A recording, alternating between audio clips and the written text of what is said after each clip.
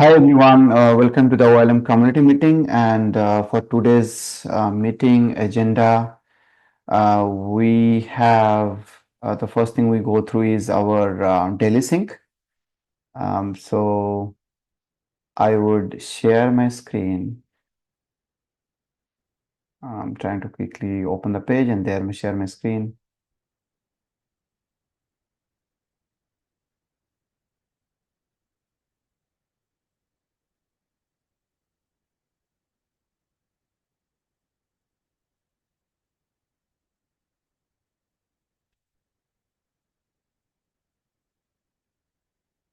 Okay, can you see my screen?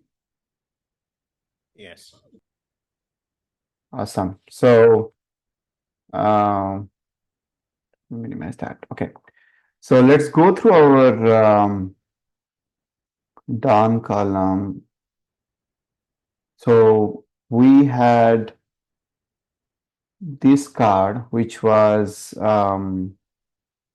actually closed as part of one of the PR. Then we discovered that actually the root cause of the issue has been not fixed. So we have reopened this issue. So this is you can see from here it's 1296 operator controllers. I'm going to move this back to I would say no status for now. And then so if you open the issue, there is Joe already has a PR for Helm operator plugins, and that got merged, I believe. I think Bryce LGTM it, and it got merged. We have to find someone who can fix this one. I guess Todd going on PTO this week or next week, right? I think I'm not very sure. Uh, I'm not. I am taking Friday off, but I also have downstream work that I'm doing as well. But I have dependence. My downstream work has dependencies, so I might be able to do some of this. Since after we had a discussion regarding this, and I think the definition of the problem is better defined, and so I think I can probably take a look at this if no one else is going to. I'm actually it's fine. I mean, if you want to take a look, else I'm also happy to kind of look into this little bit. I'm interested to learn some of these things, so kind of interested as well. So take a look if depending on how much time you have. If you do not have, then you can just maybe pass it on to me, or if somebody else is interested, we'll to find out. Um, so I'll just then in the do you want it to be no status or do you want it to be under implementing? Why don't we put it under implementing, because we know Yeah, what we basically have designed the solution. right, So I just think it just needs to be implemented. right. Okay, cool. The next one is the catalog D RFC is actually it is approved. So I'm going to move it to the down column. There is a discussion about the phase two, but I guess that would be a separate RFC. So I don't think we need to change anything here. So it's already approved. Um, Moving to the implementing part, I think I'm going to move this the first card to the bottom of it because we have added a hold for this one. For version catalog D HTTPS interface implementation phase one, I think I know that you had a work in progress PR, but I think probably the work in progress has been removed now. It's a full-fledged PR for review, right, Jordan?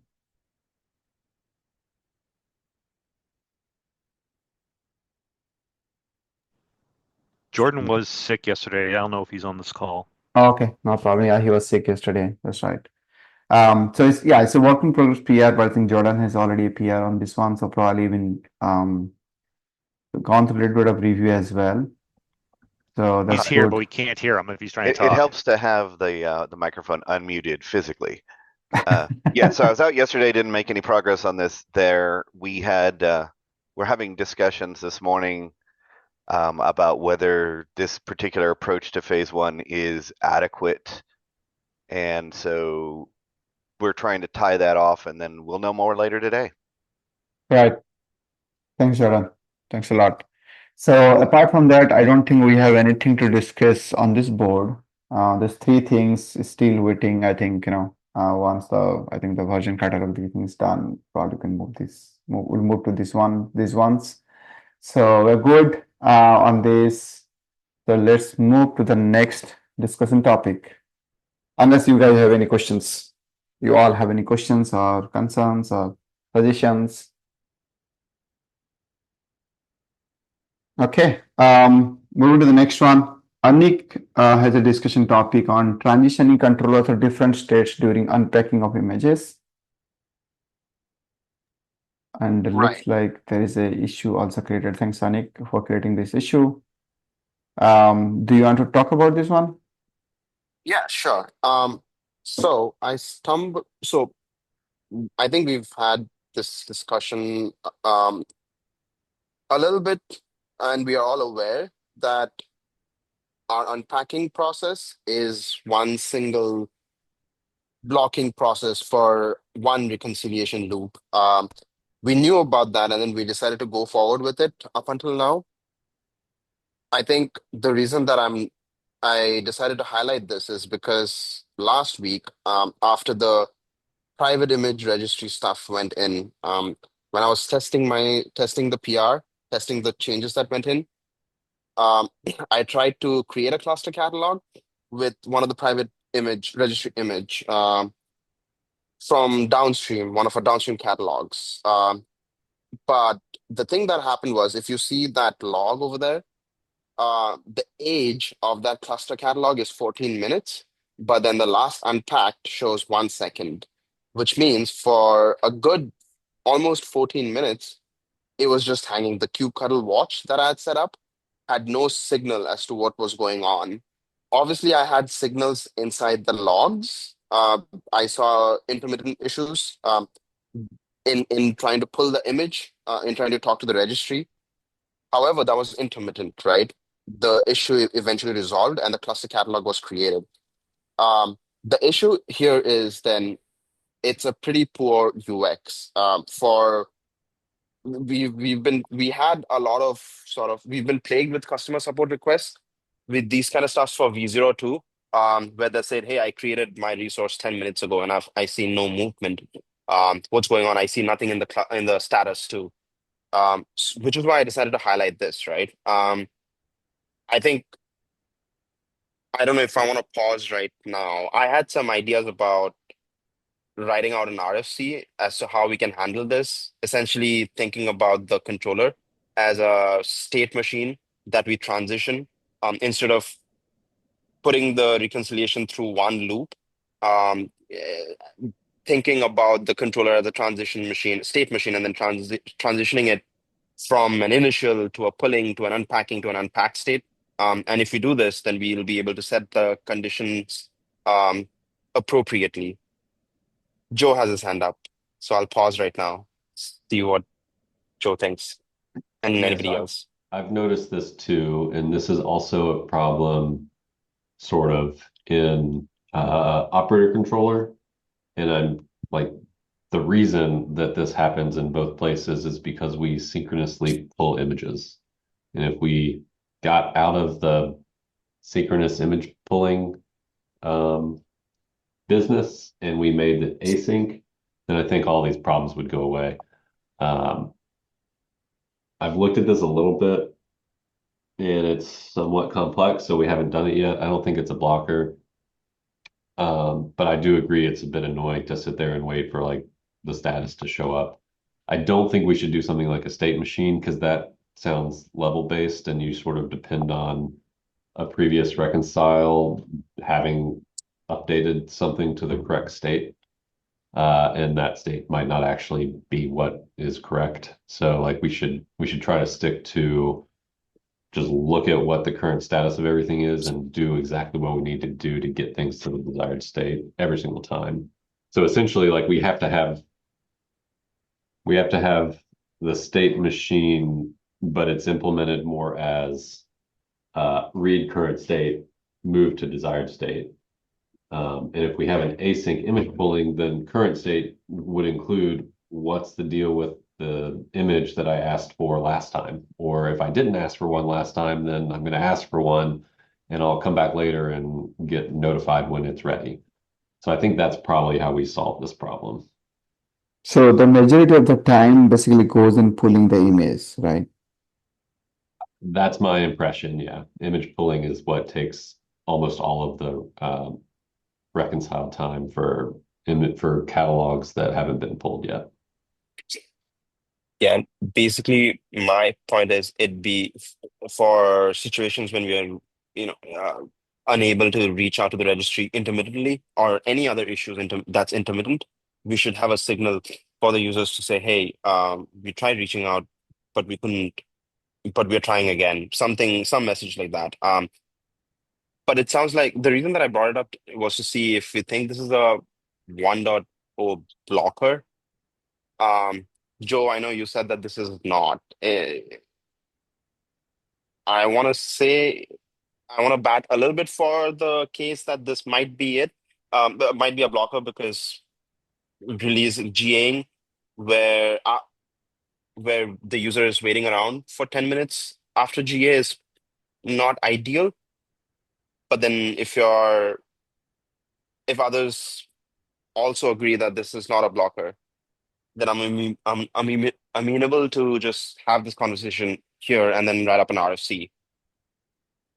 So blocker is where um, I think it's a good topic to discuss. What is a blocker, right? Anything which breaks the workload, right? Breaks the application, um, make it unavailable.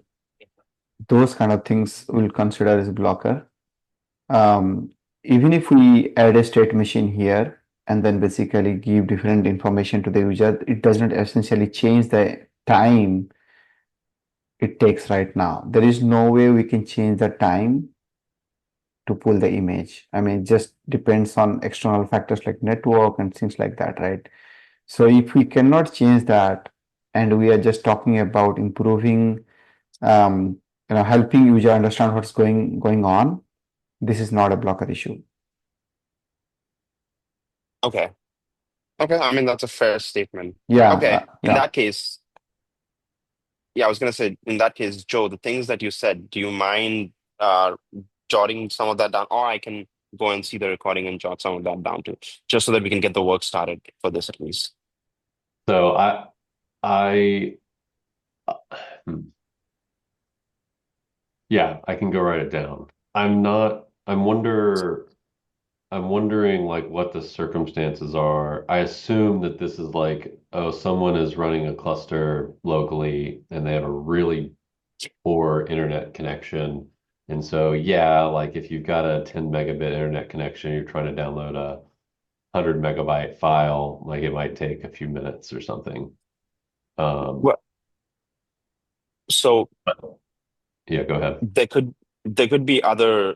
It's not just poor internet connections on a local workflow. There could be other stuff too. For example, the thing that I said mentioned registry.redhat.io being unavailable for a good half an hour.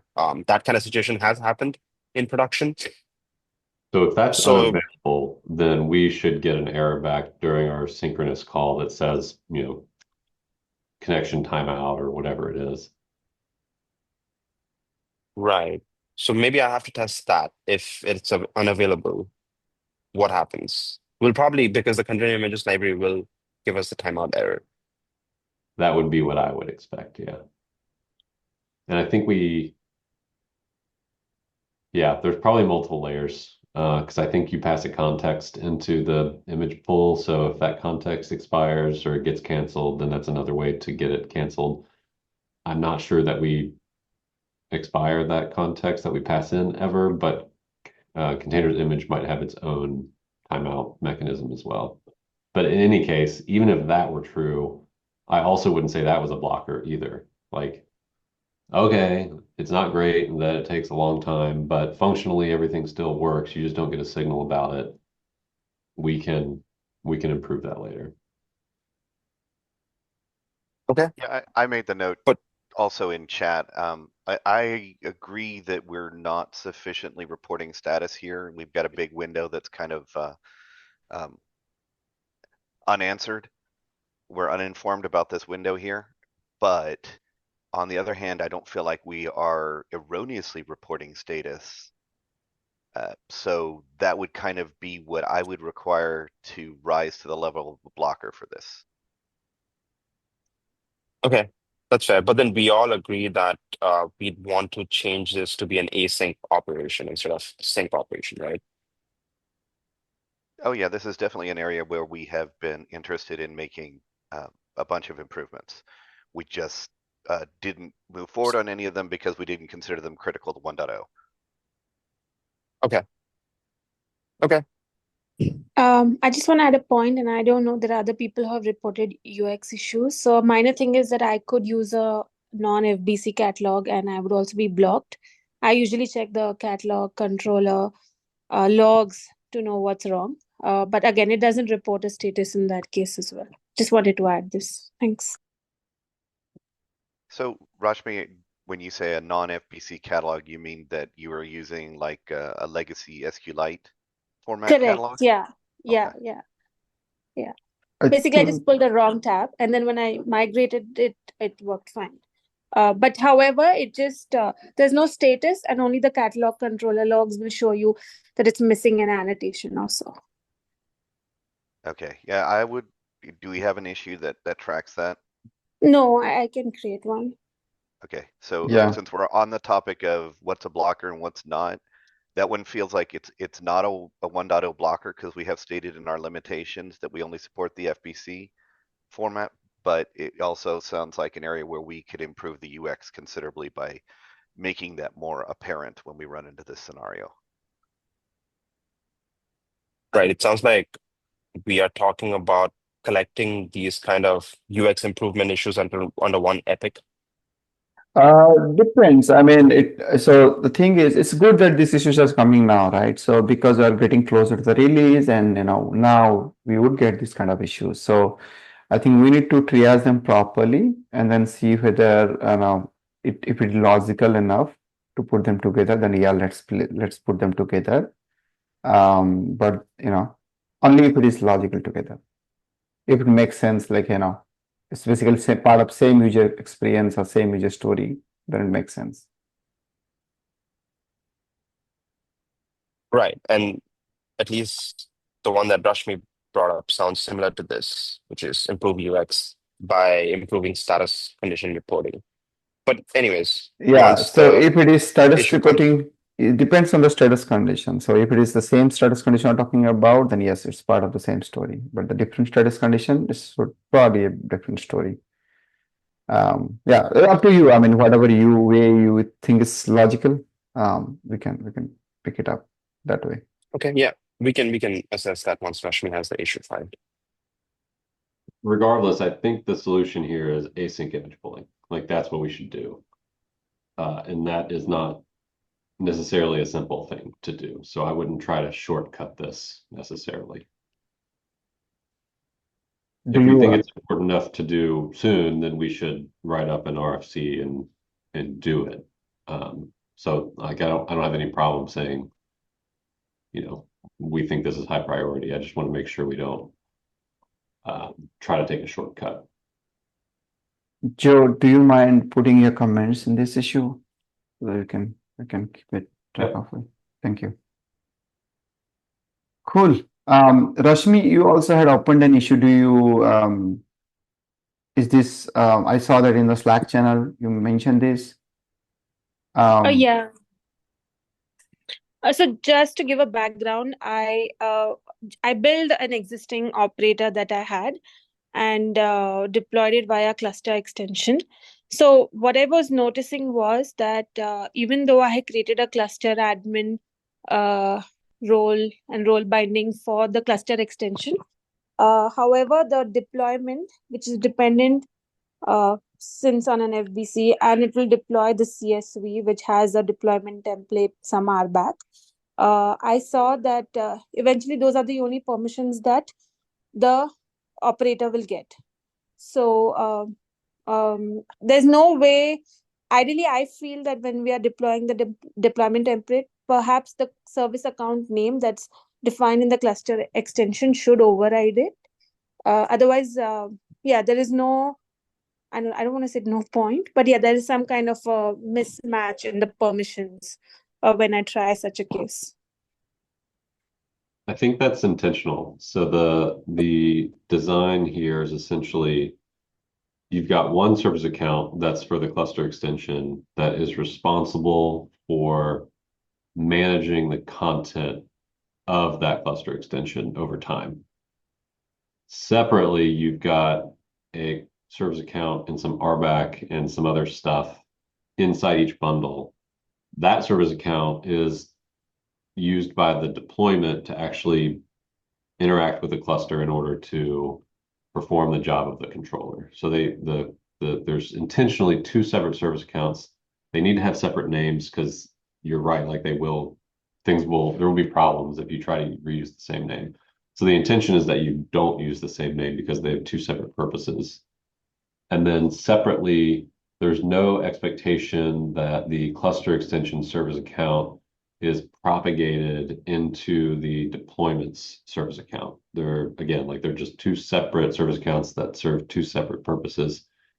The only caveat here is, and this isn't really a caveat, it's more of just a explanation of how the Kubernetes permission model works. But when the cluster extension service account goes to do its thing, it's going to go and deploy the template and the RBAC and the service account that are contained in the bundle. It has to have a superset. It has to have all the permissions necessary to do all of those things, right? So it has to have permission to create deployments. It has to have permission to create service accounts. It has to have permission to create RBAC, and RBAC is special. If you want to create RBAC, you have to be able to both create RBAC and you have to have all of the rules that are defined by the RBAC itself. So like the cluster extension service account is pretty much always going to have a superset of the service account permissions that are provided inside the bundle. In the case that it doesn't, that's actually a feature of OLM v1, which is, think of the example of I installed v1 of my bundle and I made a service account for it in the cluster extension that had the permission to deploy it. And then I resolved to a new version of the bundle that requires a new permission for reading all secrets on the cluster. At that point, because the original service account that we created for the cluster extension doesn't have permission to create or to read all secrets on the cluster, we get a failure. And we're like, hey, we can't create this RBAC, like the cluster extension service account doesn't have that permission. Basically, like we have to stop. And that's intentional because we want to tell cluster admins, like, hey, the bundle that you're about to install requires more permissions than you originally granted. Do you want to grant these extra permissions to this operator? And then they acknowledge that by then providing the cluster extension service account with more rules that allow it to go ahead and create that RBAC. Okay. So there is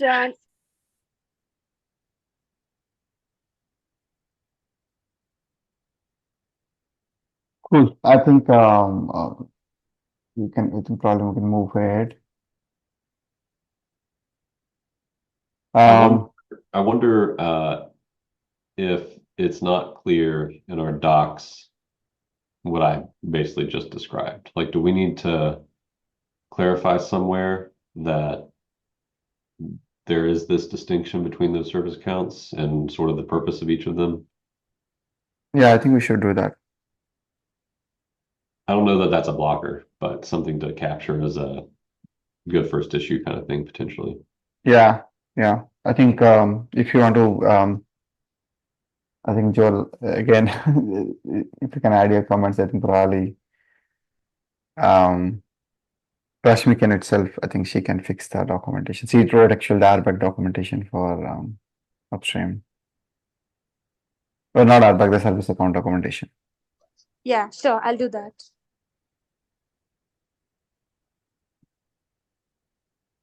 Cool. Moving ahead to the next topic. We need to do the roadmap check-in.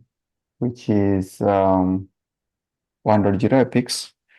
And we have only implementing three things. Obviously, one is the finalize V1 API for catalog D, review and finalize V1 APIs for operator controller, and then 1.0 proposed release blockers. I don't think there is anything to discuss for the first two epics, so I'm moving to the proposed release blocker to see if there is anything proposed for us.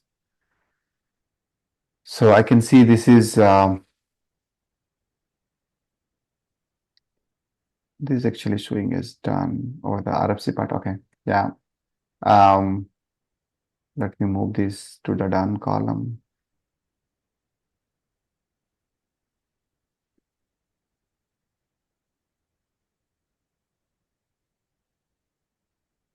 Oops.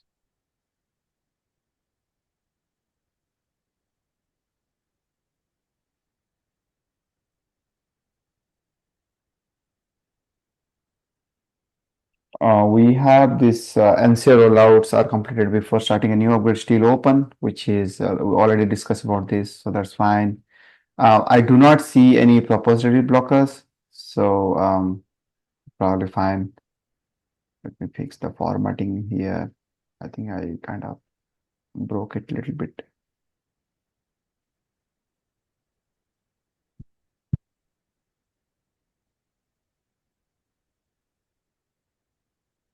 Yeah.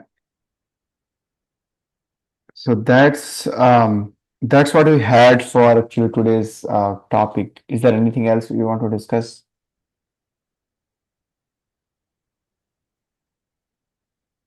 One thing we could maybe discuss is planning to do our first 1.0.0 alpha. Right. So we had some discussion in the last meeting, Joe. Okay. For some reason, I actually probably have uploaded the video, but I make it private first, then make it public. So probably I forgot to mark it public, so it's not visible to people.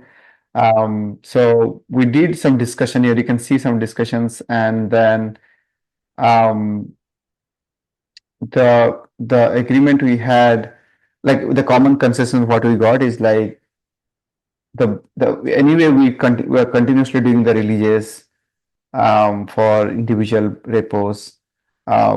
So there is nothing. I mean, I can just read through. General agreement is we continue the current release process till we have stable APIs and we can cut a release candidate.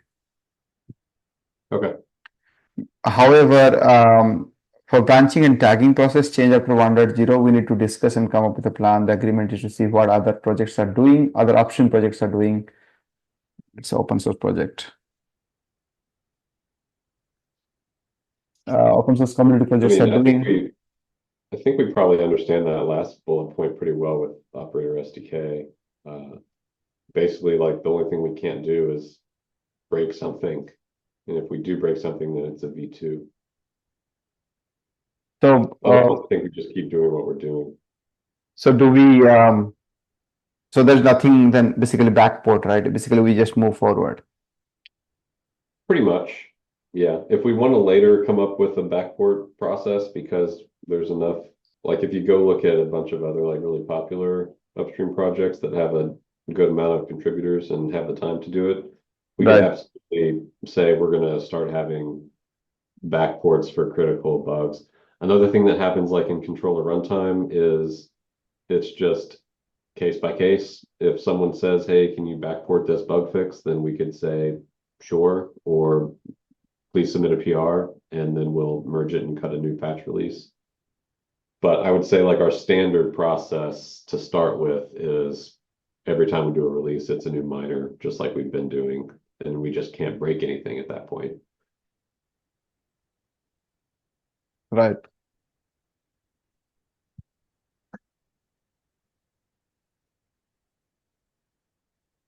Yeah, sounds good.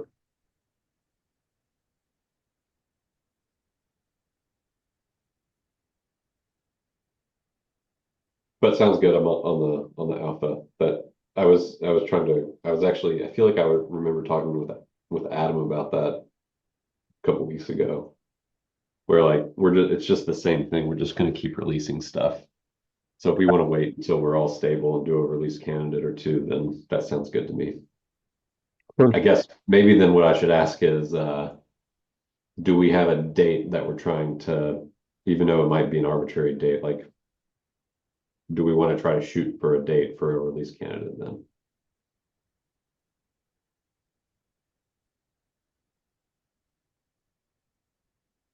Ideally, yes. The only thing which is a little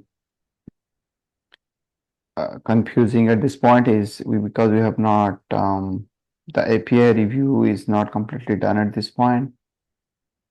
Yeah, but do you think we could say like, well, okay, we have this set of work in front of us. We anticipate the API review to take X number of weeks or days or whatever. So let's tentatively plan for a release candidate on November 1st, or I don't know, making it up. Yeah. And then at least then we say, okay, how are we doing against that? If we slip it, like, not a huge deal, but I don't want us to, just keep on keeping on and not have something that's sort of a North Star on what we're trying to do when. So Yeah. I'm hoping that we can come up with like here's what we tentatively think is a reasonable date. And if we get closer to it and things aren't progressing, then, let's talk about it and figure out if there's a way to unblock or if we need to slip it. But at least that way, like, we've got something we're targeting.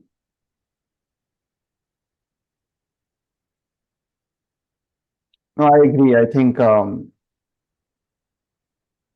don't know for others thing, but I personally work better with dates if we have a date in front of us. It just helps to kind of better plan stuff. All right, so I'll throw out November 1st. How do we feel about that? Friday. Basically 3 weeks. If it's a Friday, that's a bold choice. Yes. Yeah, it will be 31st. Well, that's the last week of the core Red Hat maintainers current sprint. So it's sort of like at the end of the sprint for Red Hat maintainers, we're ready. So you're saying 31st is a better date? Yeah. I'm sorry? Are you saying 31st sounds better? No, I mean, I don't think it matters, right? If it's just an RC, then it's really not that much different than anything else. And even if it was a major version, we're either ready or we're not ready. I'm not sure the day matters that much, to be honest. Yeah, I think first. The main reason I picked November 1st is it's the final day of the sprint, and we're wrapping stuff up for this sprint.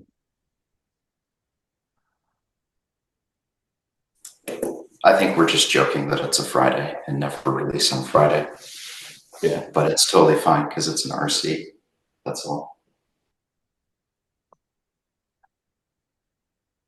Okay, so is there any pushback on setting that as a tentative target?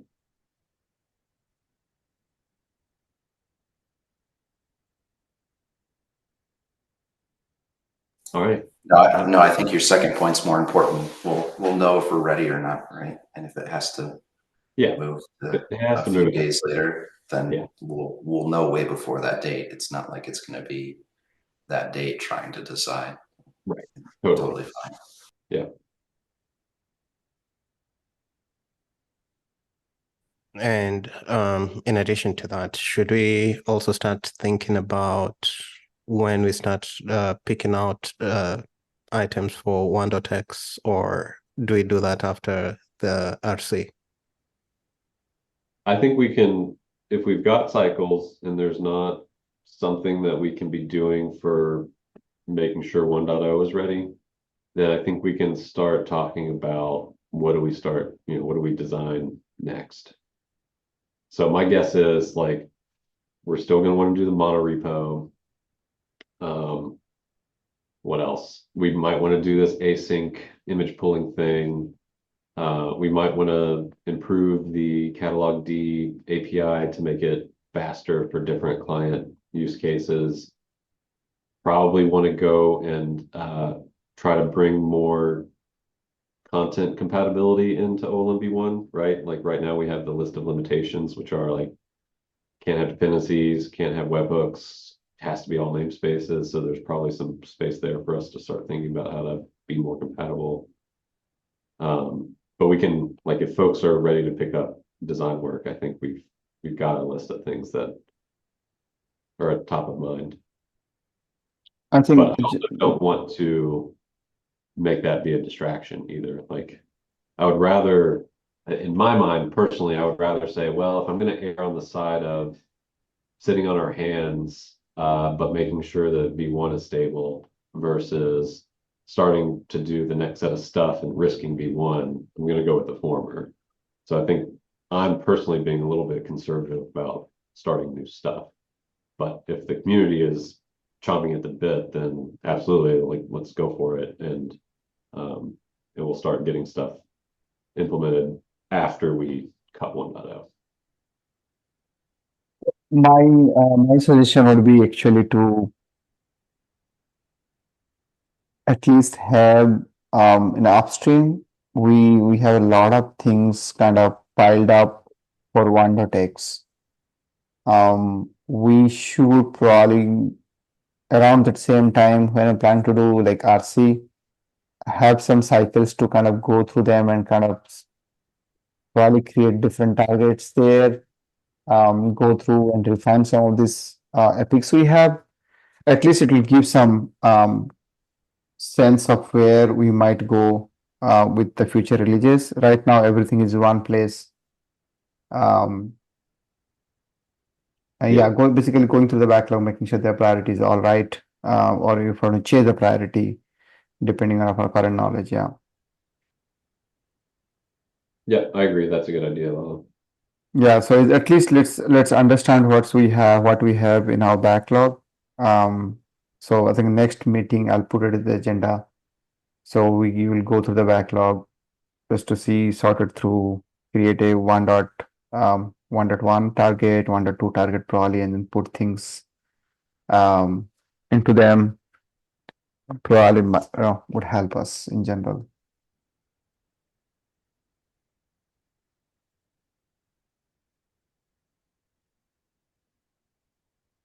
And then we'll continue to work on that. And then once our 1.0 is out, if you can actually meet our deadlines, like with respect to the November 1st and things like that, then probably we can focus more on refining those future things and then start working on those design part.